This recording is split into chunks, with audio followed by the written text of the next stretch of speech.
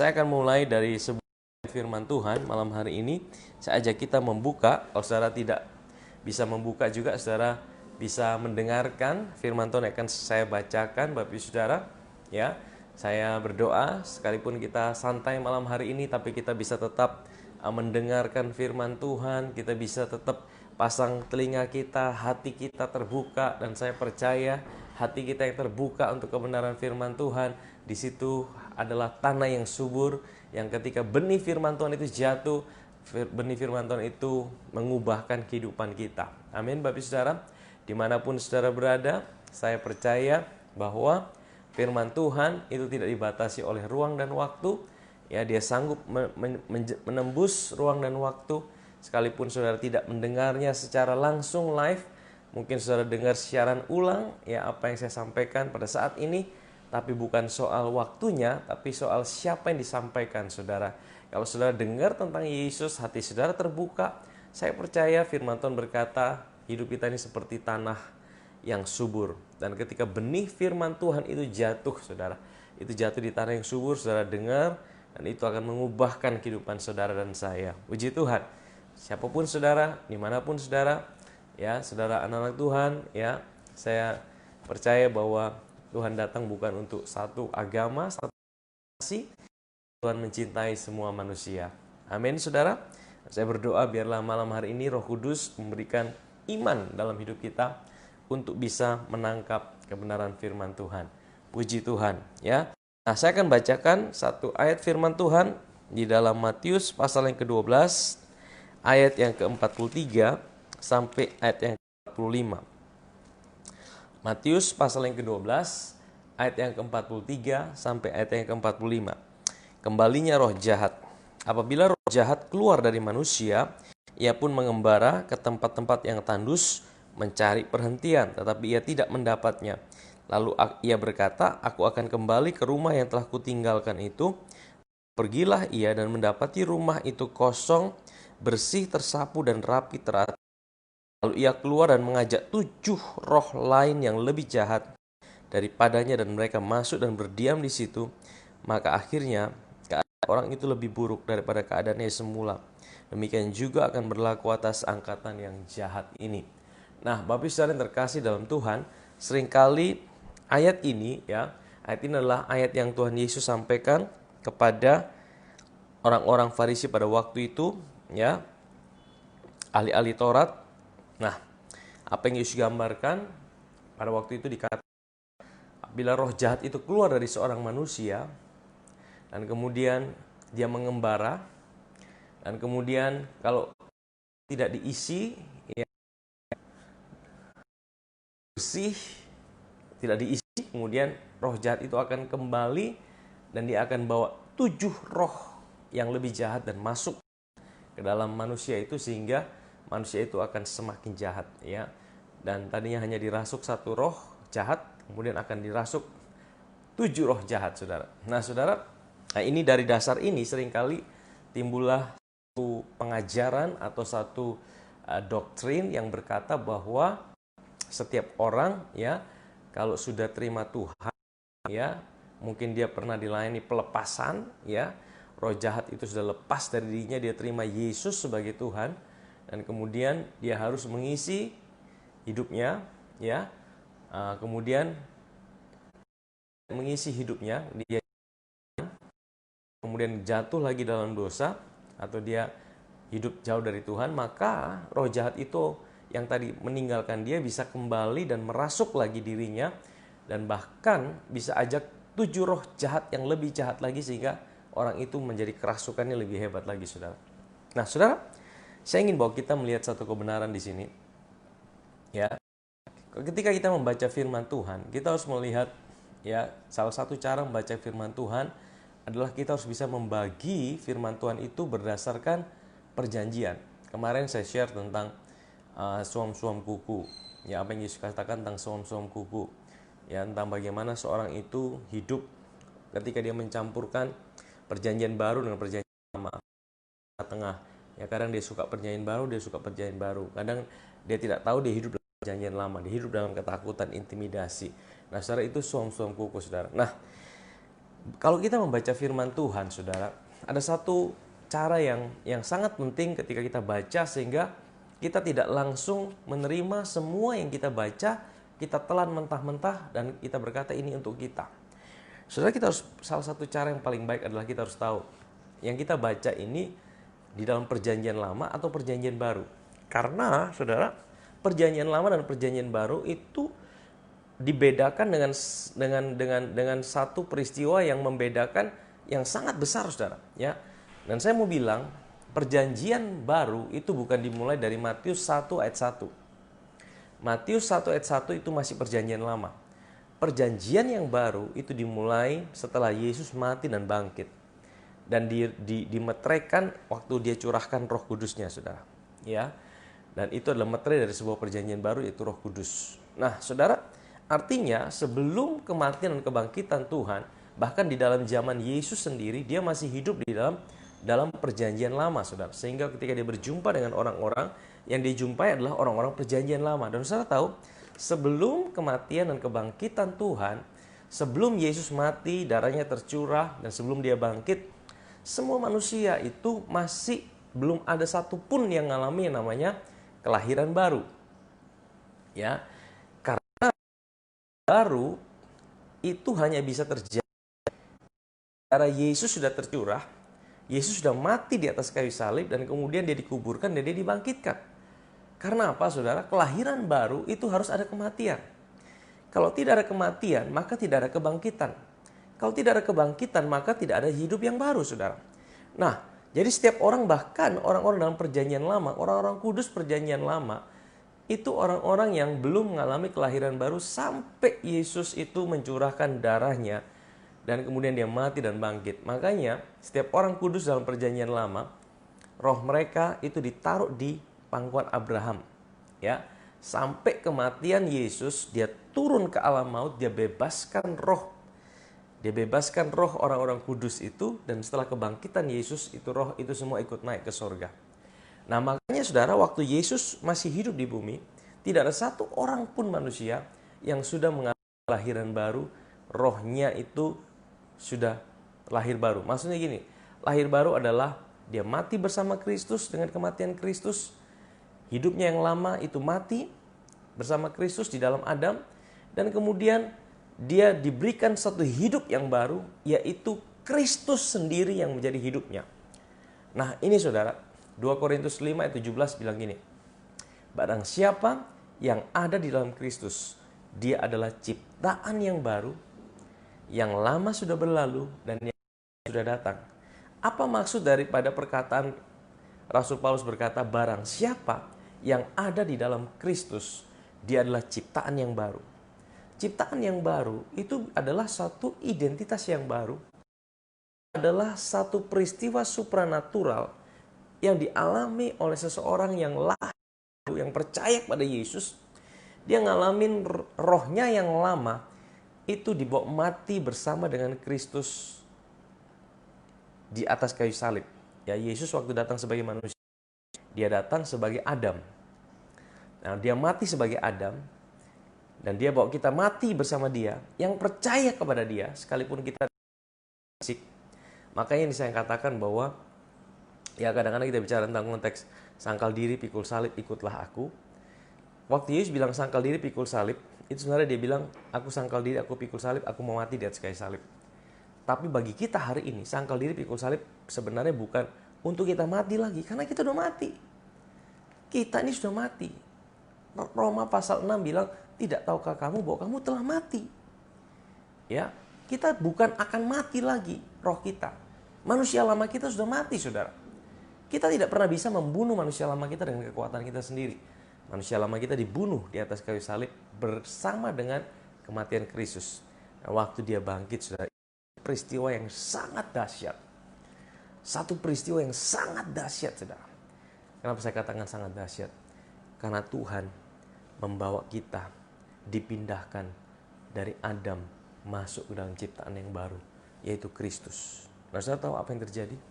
Waktu kita dijadikan ciptaan yang baru, ya, roh kita itu menjadi satu dengan Kristus karena ciptaan yang baru. Dan kemudian apa yang kita dimeteraikan oleh Roh Kudus. Dimeteraikan oleh Roh Kudus. Dimeteraikan oleh Roh Kudus, saudara.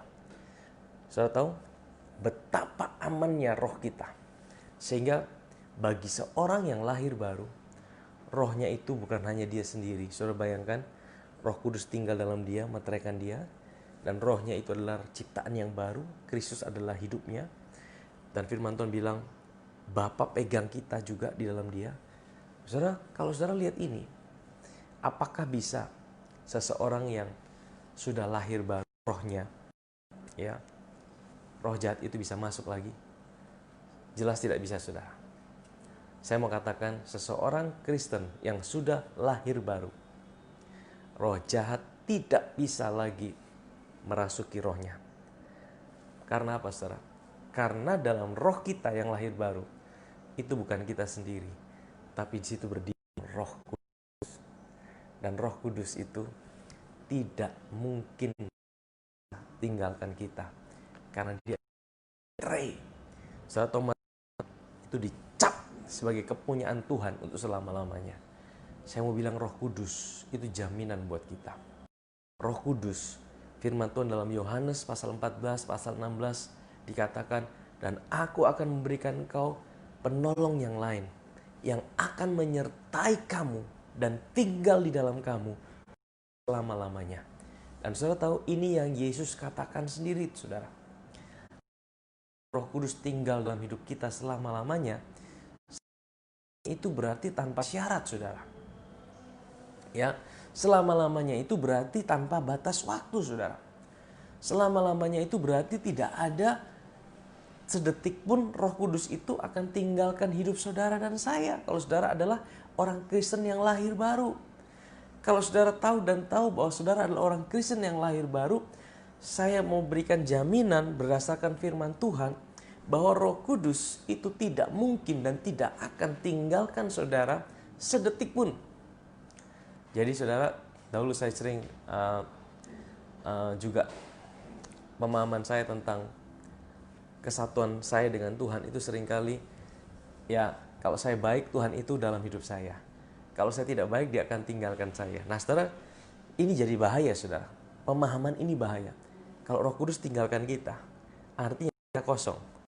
Artinya roh jahat bisa masuk dalam roh kita. Dan roh jahat bisa merasuk kita. Saudara, ini pemahaman yang salah, saudara. Ini pemahaman yang keliru, saudara. Saya mau bilang sama saudara, ini adalah tipuan iblis buat anak-anak Tuhan. Kalau saudara tahu dan tahu bahwa engkau adalah anak Tuhan yang lahir baru. Dari mana saudara tahu lahir baru? Saya mau bilang lahir baru itu bukan sekedar dibaptis. Ya, seringkali kita ribut soal baptisan. Baptisan harus begini, saudara. Kita tidak usah ribut mengenai baptisan, karena bukan soal caranya yang menjadi esensi. Ya, itu cuma deklarasi. Itu cuma sebagai sebuah, kita deklarasikan baptisan itu. Tapi yang penting adalah apa yang kita percayai, apa yang kita akui. Percaya dalam hati, mengaku dengan mulut. Dan saudara, waktu kita percaya sungguh-sungguh, saudara, hanya saudara dan Tuhan yang tahu. Roh Kudus, dia kasih iman buat kita. Dia kasih kita kesadaran, kita mengaku dengan mulut. Nah, saudara, hanya kita, kalau saudara mau tahu saudara lahir baru atau tidak, itu hanya saudara dan Tuhan yang tahu. Ya. Nah, waktu lahir baru, saudara percaya roh saudara itu bukan cuma dihinggapi Roh Kudus. Orang-orang perjanjian lama iri dengan saudara. Daud iri dengan saudara. Abraham iri dengan saudara. Ya, semua nabi-nabi dengan saudara. Karena mereka cuma dihinggapi Roh Kudus. Roh Kudus itu tidak pernah tinggal dalam hidup mereka. Bahkan Raja Daud iri dengan dia bilang ini, Tuhan jangan ambil rohmu daripadaku. Kenapa? Dia tahu dalam perjanjian lama roh Tuhan itu tidak pernah tinggal selama-lamanya dalam hidup manusia. Tetapi sejak kematian dan kebangkitan Kristus, itu menjadi satu dengan Tuhan untuk selama-lamanya. Saudara tahu, ini sebuah harta karun yang dahsyat, yang luar biasa. Nah, kalau saudara, roh saudara dan Tuhan jadi satu, kira-kira iblis bisa masuk lagi dalam roh saudara tidak? Ayo kita pikir. Roh saudara tidak? Jelas tidak bisa, saudara. Jelas tidak bisa. Saya mau bilang, saudara, tidak bisa roh jahat itu merasuki roh saudara. Nah, pertanyaannya, apakah Hari ini masih ada orang yang dirasuk setan, masih ada. Kita harus percaya, ya.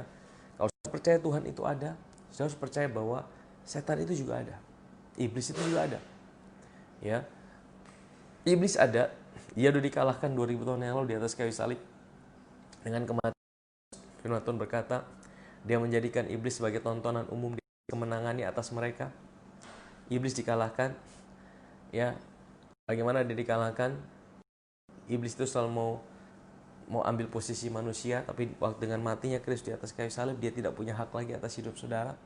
Dia tidak bisa lagi mendakwa saudara, dia tidak bisa lagi untuk mendakwa saudara dan saya di hadapan Tuhan. Nah, tapi saya mau bilang gini, saudara. Nah, ini bagi kita anak-anak Tuhan hari ini, saudara, iblis itu tidak bisa merasuk roh kita. Tapi bagi orang yang belum percaya pada Yesus, ya, belum lahir baru, rohnya belum dilahirkan kembali, dia masih bisa dirasuki roh jahat. Ini buat orang yang belum percaya. Roh masih bisa menguasai dia. Kalau saudara lihat orang kerasukan setan, ya, masih ada. Nah, kalau orang kerasukan setan gimana, saudara? Ya, jadi diusir tengking, saudara. Ya, kalau itu roh jahat merasuki dia, tengking saja dalam nama Yesus. Kadang-kadang ada orang di gereja, tapi dia belum lahir baru. Sekalipun dia jadi anggota jemaat gereja, tapi belum tentu dia lahir baru. Seseorang pergi ke gereja, belum tentu dia lahir.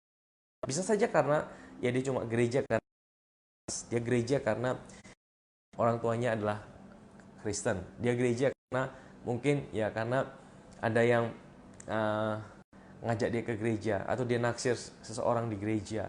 Ya, dia hanya ke gereja hanya sebagai sebuah rutinitas. Makanya saudara, kekristenan itu bukan agama. Kekristenan itu bukan saudara datang ke gereja. Kekristenan itu bukan saudara rutinitas saudara. Bahkan bisa saja pelayanan tapi dia tidak lahir baru, saudara. Karena hanya sebagai sebuah rutinitas kegiatan agamawi. Kekristenan itu bicara hubungan, saudara. Dan itu hanya saudara dan Tuhan yang tahu, saudara. Nah, saudara, kalau saudara mengalami Tuhan, saudara mengalami kelahiran baru, saudara, roh jahat itu tidak bisa merasuki roh saudara. Ya, karena di dalam saudara ada Roh Kudus. Hidup saudara adalah ciptaan yang baru. Nah, orang yang belum kenal Tuhan bisa dirasuki roh jahat, masih bisa, saudara. Kalau saudara sebagai anak Tuhan, ada orang kerasukan roh jahat, saudara tengking dia, usir dia. Nah, lepaskan dia, ya. Tapi lepaskan dia, tuntun dia untuk lahir baru. Lahir baru, terima Tuhan. Dan sekali dia sudah terima Tuhan, rohnya sudah baru, saudara. Sekali dia sudah lahirkan kembali, roh jahat itu tidak bisa lagi menguasai rohnya. Nah, tetapi roh jahat itu masih bisa menguasai jiwanya. Nah, peperangan ini sebenarnya bukan peperangan kita dalam roh kita. Ya, sebenarnya peperangan kita itu bukan dalam roh kita, saudara, karena roh kita sih sudah sempurna bersama Kristus. Tapi peperangan kita hari ini sebagai orang percaya, nah, iblis masih ada, dan antek-anteknya itu masih ada. Penguasa-penguasa di udara itu masih ada. Sekalipun Tuhan sudah mengalahkan mereka, tapi mereka itu masih ada. Saya pernah merenungkan, kenapa sih Tuhan, kalau Tuhan sudah mengalahkan mereka, Tuhan tidak habisi mereka saja? Kok sepertinya Tuhan itu kerja setengah-setengah, kasih tinggal kita dengan masih berjuang, ya. Sudah tahu? Sebenarnya Tuhan mau bilang ini, aku udah kalahkan mereka, tapi aku ingin kalian juga mengalami pengalaman mengalahkan mereka. Nah, bagaimana kita mengalami pengalaman mengalahkan mereka, saudara? Bukan dengan cara kita tengking-tengking dia. Kalau kita sebagai orang percaya, untuk kita mengalami kemenangan, bilang, aduh, saya ini kok rasanya tidak mau, tidak ada gairah dengan Tuhan, atau saya sepertinya jauh dengan Tuhan. Saudara tidak bisa tengking roh malas, tidak bisa, saudara. Ya, saudara tidak rajin, saudara tengking, tidak bisa, saudara. Ya, nah, saudara, peperangan itu ada di pikiran. Nah, saya mau bilang bahwa kita dalam sebuah peperangan, dan peperangan itu bukan lagi kita peperangan, ya, manusia roh kita. Manusia roh kita udah sempurna, tetapi dalam pikiran kita, saudara. Hari ini, saudara, banyak orang, ya, ketika dia bertempur dalam pikirannya. Kenapa banyak orang sampai memutuskan untuk tidak lagi percaya sama Tuhan? Kenapa banyak orang memutuskan dia harus bunuh diri? Kenapa banyak orang memutuskan dia sampai harus depresi? Saudara, karena apa? Karena mereka kalah dalam peperangan di pikiran, saudara. Pikiran adalah medan pertempuran. Pikiran adalah medan pertempuran yang terberat buat kita hari ini sebagai anak-anak Tuhan. Dan saya mau kasih tahu sebuah strategi yang iblis ingin seringkali, bukan seringkali, saya mau bilang ini tipuan dia, strategi dia dari dahulu, sekarang, dan selama-lamanya. Karena dia itu, strateginya dia cuma satu, saudara. Dia tidak punya senjata apa-apa sebenarnya. Tapi strateginya ini bisa mematikan hidup kalau kita tidak tahu, saudara. Ya, yaitu apa, saudara?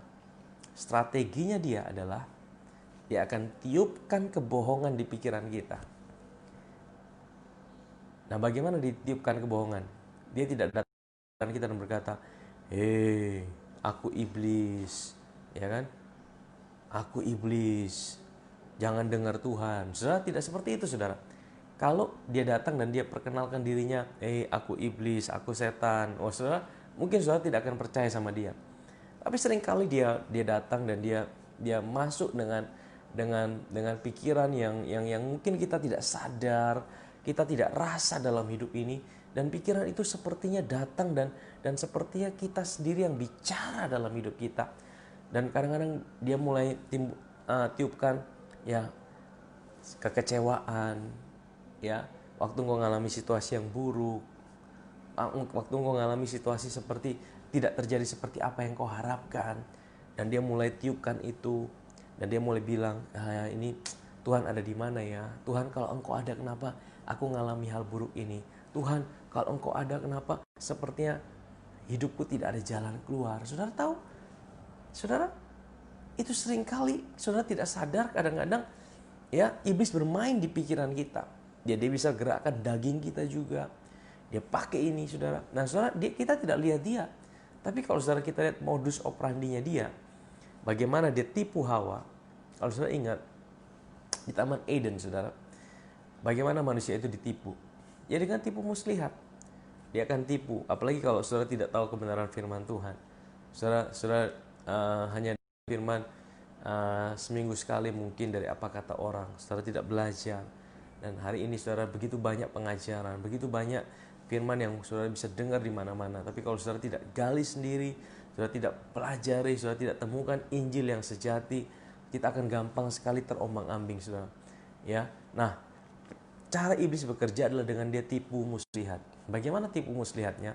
Yang paling pertama, dia akan buat kita mulai meragukan Tuhan di dalam hidup ini. Dia akan buat kita, siapapun saudara, kalau saudara bisa dibuat meragukan Tuhan dalam hidup ini, saudara, itu ada celah yang dibuka.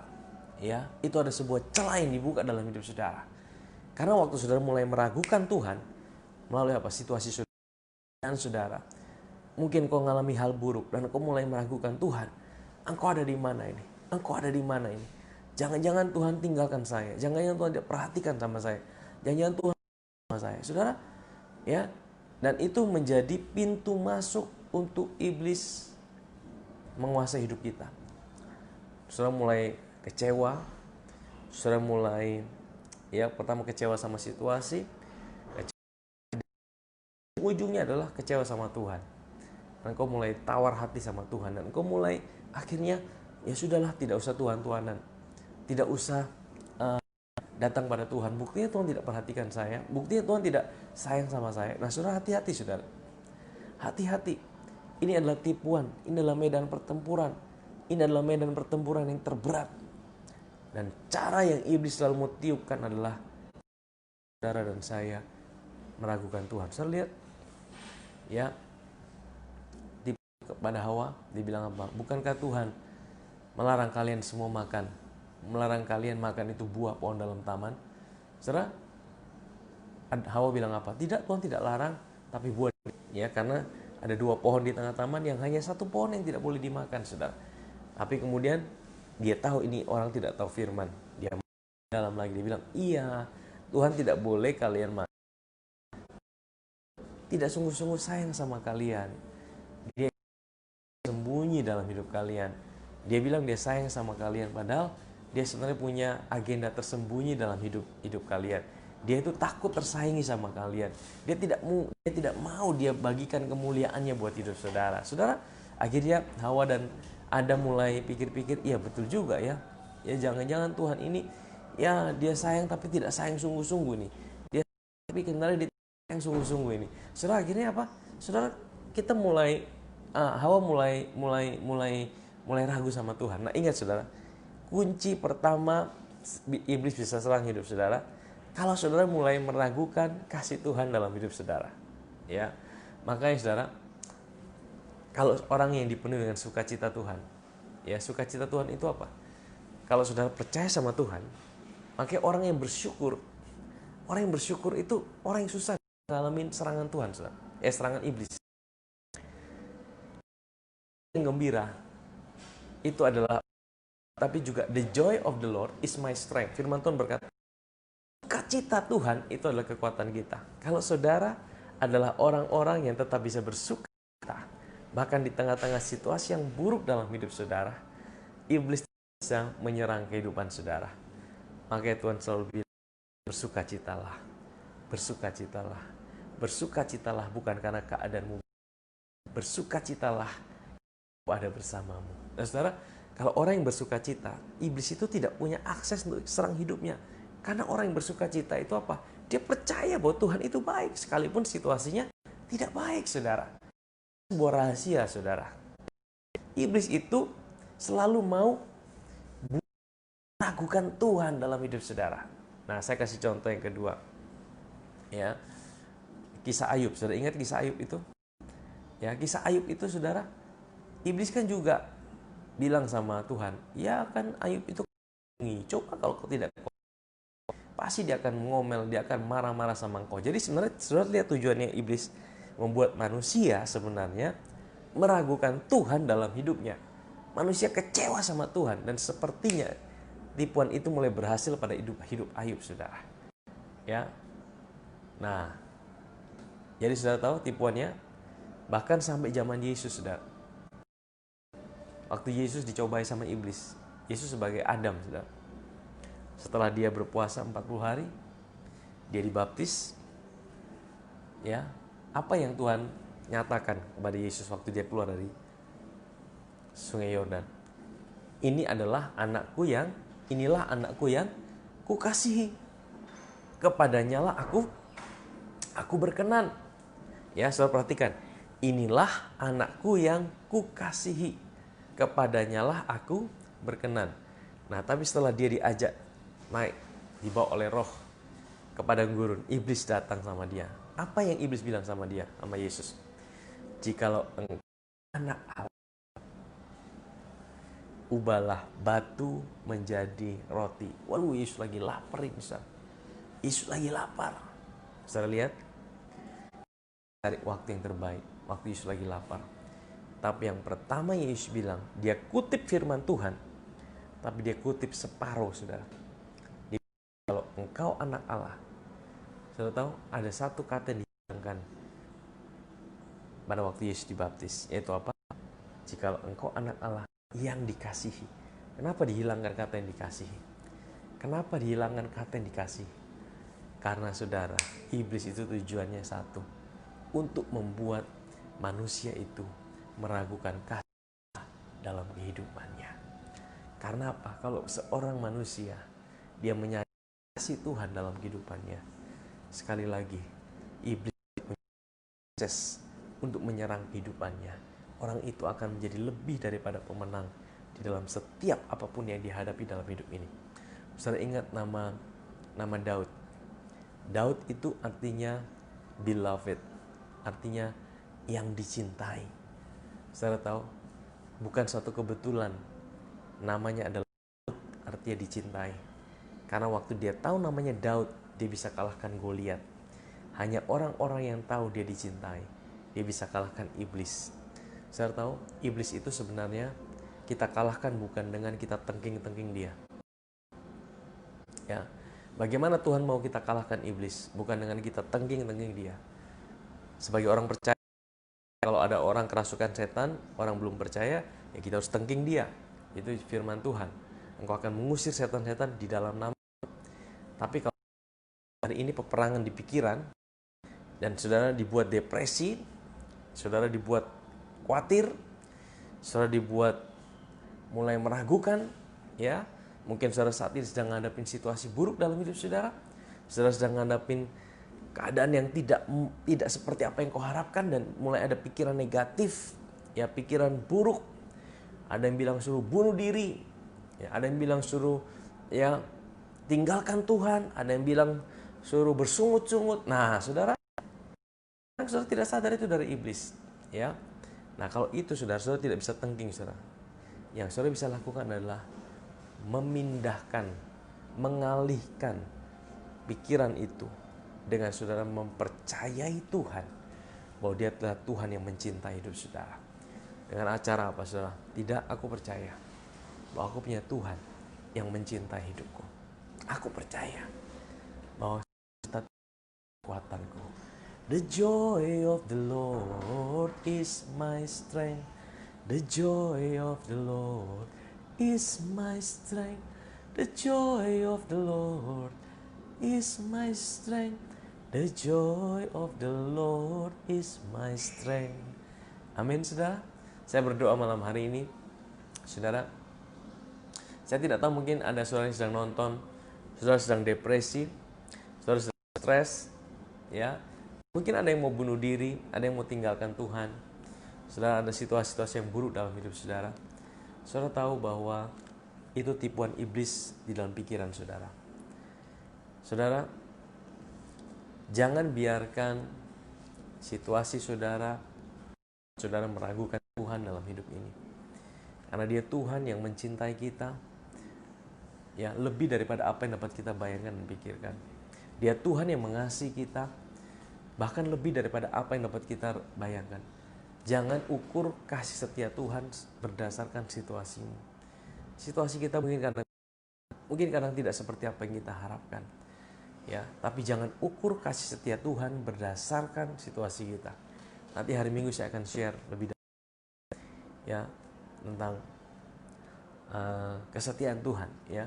Nah, saudara, tapi saya mau bilang hari ini, kita dalam sebuah peperangan, dan peperangan kita itu bukanlah melawan darah dan daging, bahkan bukan melawan, ya, virus corona.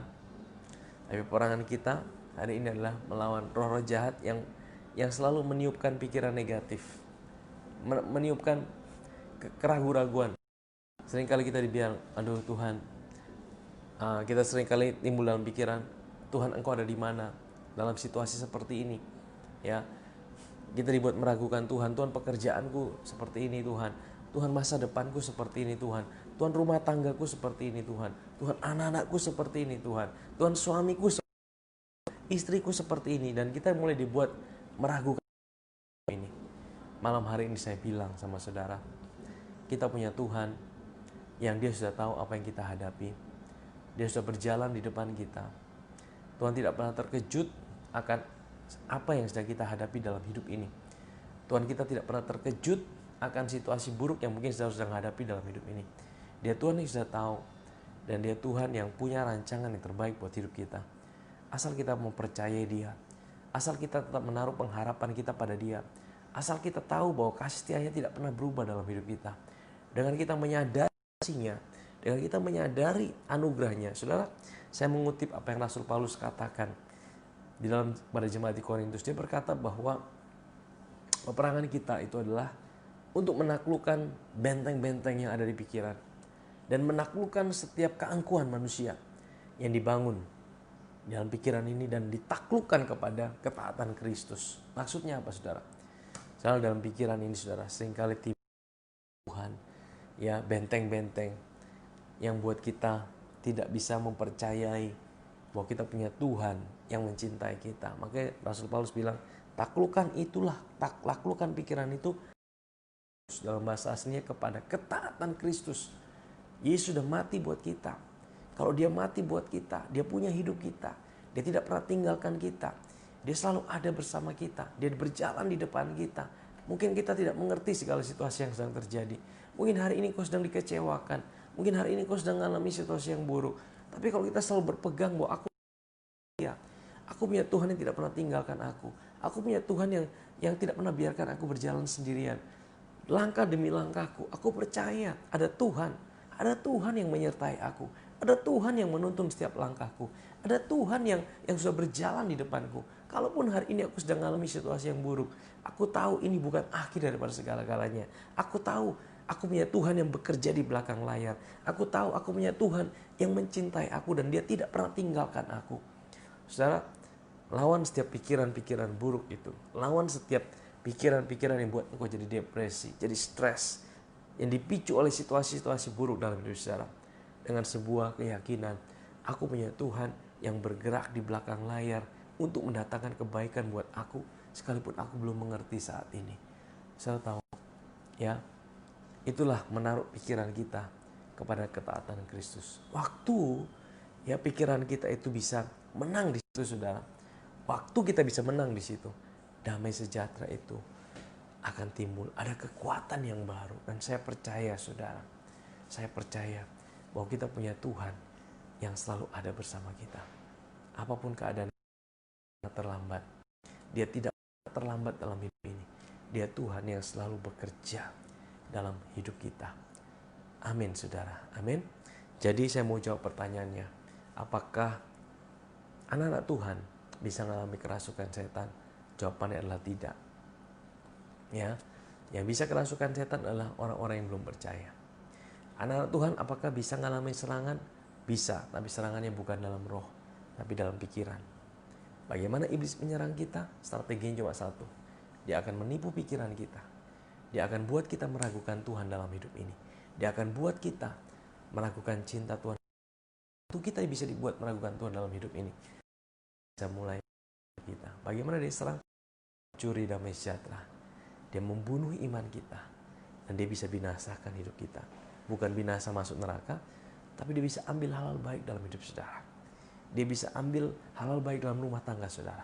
Dia bisa ambil hal-hal baik dalam pekerjaan saudara. Dia bisa ambil hal-hal baik dalam setiap area kehidupan saudara. Ya, tapi saudara sadari itu. Cara apa? Tutup celah itu dengan cara akui Tuhan. Akuilah Dia dalam segala lakumu, maka Ia akan meluruskan jalan. Kalaupun hari ini ada saudara yang gagal, ada saudara yang karena kebodohan-kebodohanmu engkau mengalami hal yang sulit, percayalah saudara, bahkan di dalam hal bodoh sekalipun yang kau buat dalam hidup ini, Tuhan itu tidak pernah tinggalkan hidupmu. Tuhan itu tidak pernah biarkan kau berjalan sendirian. Dia Tuhan yang selalu ada. Dan kalau saudara menyadari Tuhan ada dalam hidupmu, tidak ada kata terlambat. Dia Tuhan yang sanggup mengangkat dan memulihkan kehidupan saudara. Rumah tangga saudara, suami saudara, istri saudara, kesehatan saudara, saya percaya ada di dalam tangan Tuhan. Haleluya. Nah, malam hari ini saya akan berdoa buat saudara. Saudara di rumah, saudara ada di kamar tidur saudara, saudara di ruang tamu saudara. Saudara yang sedang menyaksikan ya saat ini. Saya akan berdoa buat saudara. Ingat Tuhan kita Tuhan di luar waktu. Ya, Dia Tuhan yang tahu apa yang dalam hidup saudara. Dia Tuhan yang tahu segala pergumulan hidup saudara. Dia Tuhan yang sudah tahu. Ya, saya mau bilang, Tuhan kita tidak terkejut dengan masalah saudara. Dia Tuhan yang sudah menyediakan jawaban bahkan sebelum engkau menghadapi persoalan. Ya, waktu kita tahu Dia sudah menyediakan jawaban buat kita akan tenang. Karena Dia Tuhan yang sudah menyediakan jawaban buat hidup saya. Aku percaya itu Tuhan. Nah, hari ini siapapun saudara-saudara di rumah, mari kita sama-sama kita satu dalam doa. Kita arahkan hati kita buka hati kita di hadapan Tuhan, kita datang pada Tuhan, kita minta sukacitanya. Ya, sukacita bukan berarti karena kita selalu baik-baik. Ingat, iblis tidak bisa menyerang hidup saudara selama saudara tidak meragukan kasih Tuhan dalam hidup saudara. The joy of the Lord is our strength. Mari kita berdoa. Bapa di sorga, aku berdoa buat setiap anak-anakmu saat ini yang ada di rumah, dimanapun mereka berada Tuhan. Tuhan, aku berdoa buat setiap anak-anakmu yang mengalami intimidasi, mengalami ketakutan, mengalami depresi. Anak-anakmu hari ini mulai hilang sukacita, mulai meragukan Tuhan karena situasi yang ada, karena keadaan yang ada. Bapa, saat ini aku berdoa dalam nama Yesus, biarlah hati mereka dikuatkan Tuhan. Ingat bahwa mereka punya Tuhan yang tidak pernah tinggalkan mereka. Mereka punya Tuhan yang mengasihi mereka. Mereka punya Tuhan yang mati dan bangkit buat mereka. Sehingga selalu ada jalan, selalu ada pengharapan, selalu ada pertolongan. Kalau ada anak-anakmu yang saat ini depresi dan mau bunuh diri, yang mau meninggalkan Tuhan, saat ini aku berdoa dalam nama Yesus. Biarlah kasih Tuhan melawat hidup mereka saat ini. Di dalam nama Yesus, Tuhan menjamah hati mereka. Dalam nama Yesus, Tuhan pulihkan hati mereka Tuhan. Tuhan bangkitkan lagi iman mereka, kepercayaan mereka akan cintamu dalam hidup mereka. Sekalipun mereka dalam kegagalan, sekalipun mereka dalam situasi yang sulit, kasih Tuhan tidak pernah tinggalkan mereka. Bapakku berdoa buat yang sakit Tuhan. Di dalam Yesus, setiap anak-anakmu yang sakit oleh bila Yesus, Engkau sudah menyembuhkan. Terima kesembuhan ini di dalam nama Yesus. Setiap sakit apapun juga dalam hidupmu, terima kesembuhan ini dalam nama Yesus. Terima kasih Bapa, aku berdoa buat setiap anak-anakmu yang mengucap syukur hari ini juga, yang berulang tahun. Berdoa dalam nama Yesus, kebaikan Tuhan menyertai setiap anak-anak Tuhan. Terima kasih Bapa, di dalam nama Yesus aku sudah berdoa. Amin, amin, amin. Haleluya, haleluya. Puji Tuhan ya. Terima kasih buat kita semua yang sedang menyaksikan. Puji Tuhan, saya menyapa sekali lagi yang baru bergabung. Tuhan Yesus melawat setiap kita malam hari ini. Puji Tuhan ya. Saya berdoa biarlah kabar baik ini bisa menjadi berkat buat kita, membuka pikiran kita dan membangkitkan damai sejahtera dalam setiap kehidupan kita. Saya berdoa ada damai sejahtera Tuhan dalam rumah saudara, dalam pekerjaan saudara, dalam setiap area kehidupan saudara. Tuhan Yesus memberkati kita. Sampai jumpa kembali.